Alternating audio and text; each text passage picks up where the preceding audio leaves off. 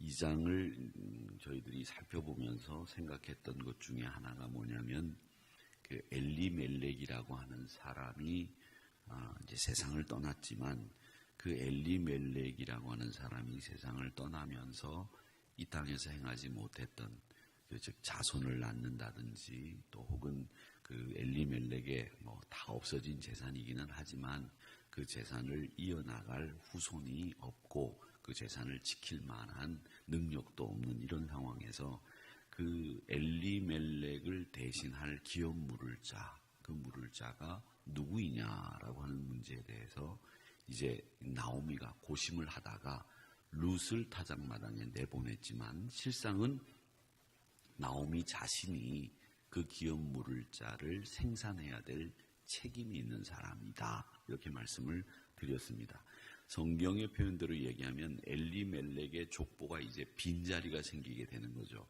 아들 둘도 세상을 떠났습니다. 엘리멜렉도 세상을 떠났습니다. 그러면 이 나오미가 이 엘리멜렉과 자기 두 아들의 기업을 물을 사람이 없는 빈자리가 생기기 때문에 나오미가 그 자리에 나가야 하는 형편이었지만은 나오미가 안 나가고 룻을 내보내게 되었다라고 하는 겁니다. 그래서 이 룻을 기업 물을 자를 생산해내는 역할을 하도록 만들었는데 그게 정확히 이스라엘의 수혼법에 의해서 한 행동이다. 이렇게 말씀을 드렸습니다. 자, 그렇게 룻이 나오미를 대신해서 타작마당에 나가서 결국은 이 과분한 자리, 즉 다윗의 증조모가 되는 자리까지 오르게 되는데 이 룻이 보아스의 발치에 들어가 누웠을 때에 보아스가 룻을 발견하고 한 첫 마디가 뭐냐 하면 그 첫 마디가 바로 이 10절 말씀입니다.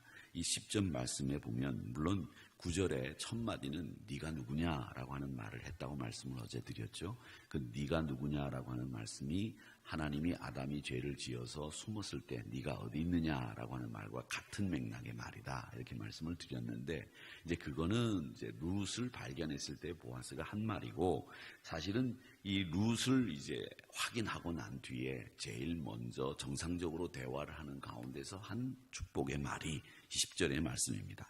그 첫 마디가 축복의 말이었다는 거죠. 룻은 지금까지 사실은 긴장하고 있지 않았겠습니까?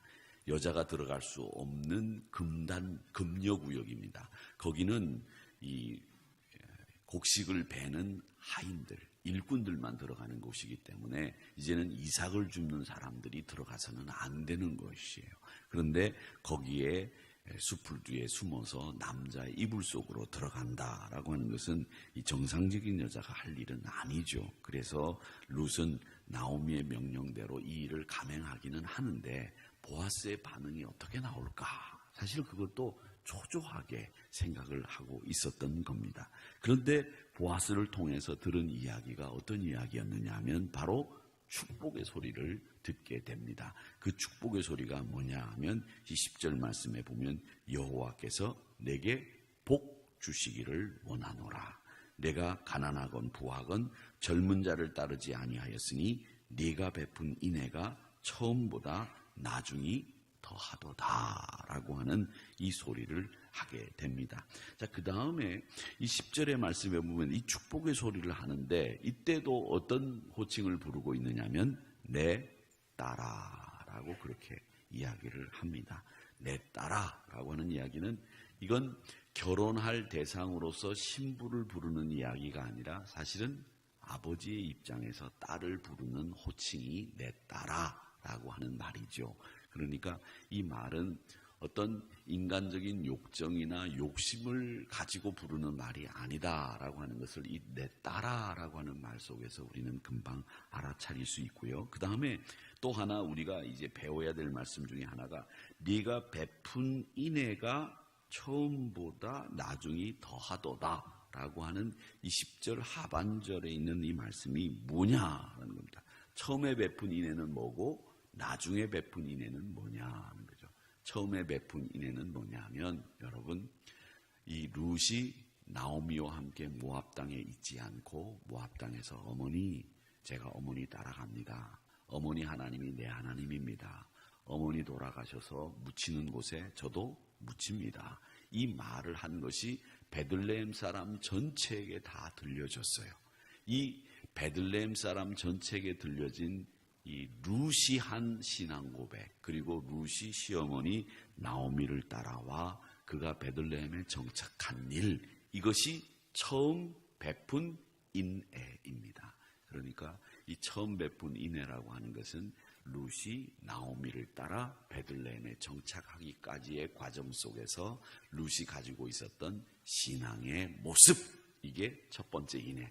그럼 두 번째 인애, 나중에 인애가 더 크다 그랬는데 이 인애는 뭐냐 하면 이것은 바로 엘리멜렉이라고 하는 시아버지, 그리고 말론과 기럯이라고 하는 두 아들, 즉 한 사람은 남편이고 한 사람은 시동생이 되겠죠. 그 두 사람의 기업을 물을 일을 위해서 자기가 희생하겠다고 나선 일, 이것이 두 번째 인애라고 하는 것을 말씀하고 있는 겁니다. 그러니까 이 결혼을 요구하면서 결혼을 해달라, 발치 이불을 들고 들어가는 것이 결혼을 해달라는 이야기거든요. 그 결혼을 해달라고 요구를 하면서 이 결혼이라고 하는 것이 룻이 자기 인생을 호화롭게 또 혹은 행복하게 기쁨이 넘치는 즐거운 인생으로 바꾸기 위해서 결혼해달라는 것이 아니라 시아버지로부터 그 가문의 기업을 물을 자로서의 역할을 감당하는, 사명 감당하는 이타적인 행동을 지금 칭찬하고 있는 겁니다. 그래서 이야기하기를 네가 가난하건 부하건 젊은 남자 따라갈 수 있다. 네가 얼마든지 젊은 남자 따라갈 수 있는 처지인데도 불구하고 대를 잇기 위해서, 가문을 살리기 위해서 나같이 노회한 사람을 찾는 것은 헌신의 모습이다. 이것이 네가 베푼 두 번째 인애다. 그러기에 내가 그 인애의 모습을 내가 이해하고, 내가 네 가문을 위해서 할 일은 제일 가까운 친족을 찾아서 기업 물을 사람을 연결해 주는 것이 필요한데, 그 사람이 그걸 기뻐하지 않으면 나라도 나서서 책임지고 너의 기업 물을 자로서의 책임을 다하겠다라고 하는 이야기를 하고 있는 겁니다. 여러분, 이 보아스의 축복과 보아스의 이 약속을 통해서 우리가 생각하는 것이 뭐냐 하는 거죠. 뭘 생각이 나십니까? 뭐가 생각이 나나요? 보아스가 이 약속을 하고 보아스가 자기의 사명을 감당하는 것을 이 룻에게 이야기하는 것을 보면 바로 이게 은혜라고 하는 겁니다. 은혜. 룻이 보아스에게 특별히 뭘 준 거 아니에요. 룻이 보아스에게 특별히 무슨 다른 어떤 거래가 있었던 것도 아니잖아요. 룻은 다만 그냥 그 발치 밑에 누워서 보아스의 처분만을 기다리는 거죠. 우리가 바로 그런 겁니다. 우리는 하나님의 처분만을 기다리며 지금 이 자리에 있는데, 그 하나님이 우리에게 그리스도 예수를 내어주시고, 또 우리를 위해서 우리 주님이 십자가 지시고, 우리가 그분의 사랑에 힘입어 새 생명 되고 새로운 피조물 되고 하나님의 사람이다, 아들이다, 딸이다 라고 하는 호칭을 받으며 살아갈 수 있게 된 것은 누구의? 하나님의 은혜다라고 하는 것을 알게 되는 겁니다. 그러니까 여러분, 이 은혜를 끼칠 수 있는 여러분들이 되시기를 주님의 이름으로 축원합니다. 마가복음 6장 25절 말씀에 보면 이런 말씀이 있어요. 내가 너에게 이르노니 목숨을 위하여 무엇을 마실까, 무엇을 먹을까, 몸을 위하여 무엇을 입을까 염려하지 말아라. 목숨이 음식보다 중하지 아니하며 몸이 의복보다 중하지 않느냐, 이런 말씀이 있어요. 근데 이 말씀을 어떻게 해석을 하느냐면, 목숨을 위하여 무엇을 마실까, 무엇을 입을까, 무엇을 먹을까 걱정하지 마라, 이렇게 얘기하면 단순히 우리는 이 말씀을 염려하지 말라는 말씀으로 이해하기가 쉬워요. 근데 여러분, 이 말씀은 염려하지 말라는 말씀이 아니에요.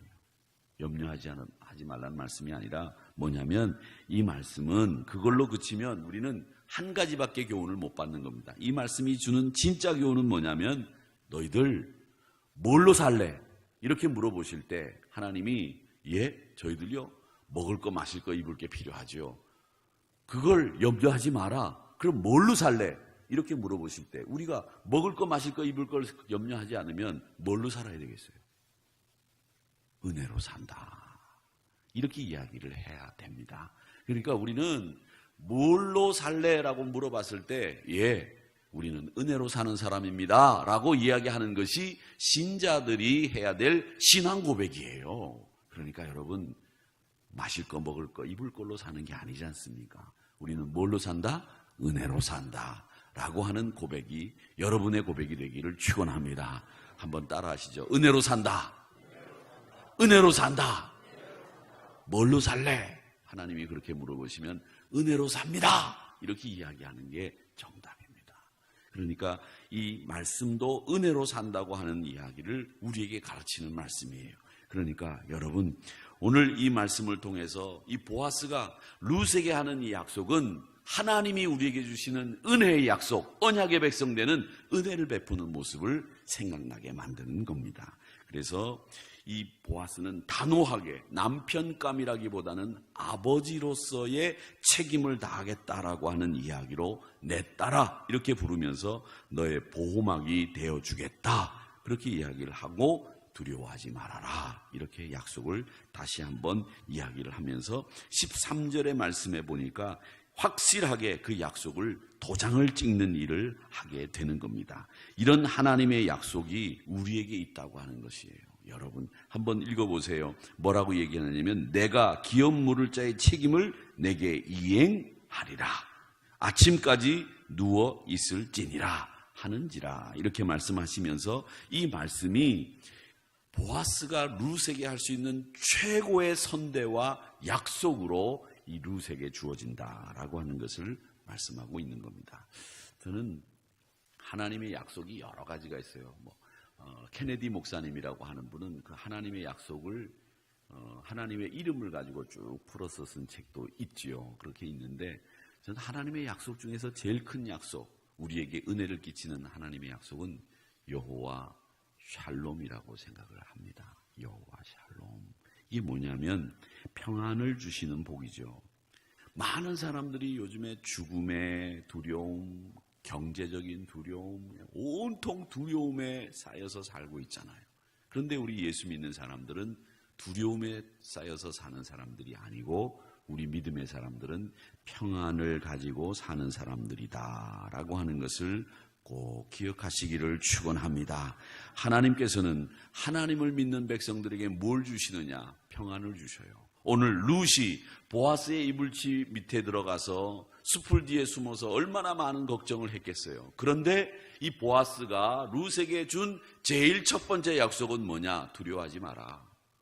너 기업을 물을 자의 책임을 누구든지 네 가까운 친족들이 해야 되지만 나라도 나서서 할 수 있도록 만들어줄 터이니 걱정하지 마라. 이렇게 이야기를 하면서 평안을 더해주지 않습니까? 이 평안을 더해주는 것이 바로 하나님 은혜가 가지고 있는 특징 중에 하나예요. 그러니까 여러분 평안을 가지시기를 주님의 이름으로 축원합니다.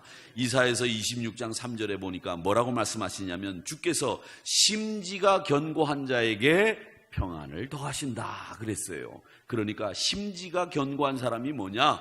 믿음에 흔들림이 없는 사람들은 그 마음속에 뭐가 있다? 여호와 샬롬, 평안이 있다. 이렇게 말씀을 하셨습니다. 그런 다음에 시편 29편 11절 말씀에도 보면 여호와께서 자기 백성에게 힘을 주시는데 그 힘이 뭐냐? 주께서 주시는 평안이라고 말씀을 하시고 있습니다.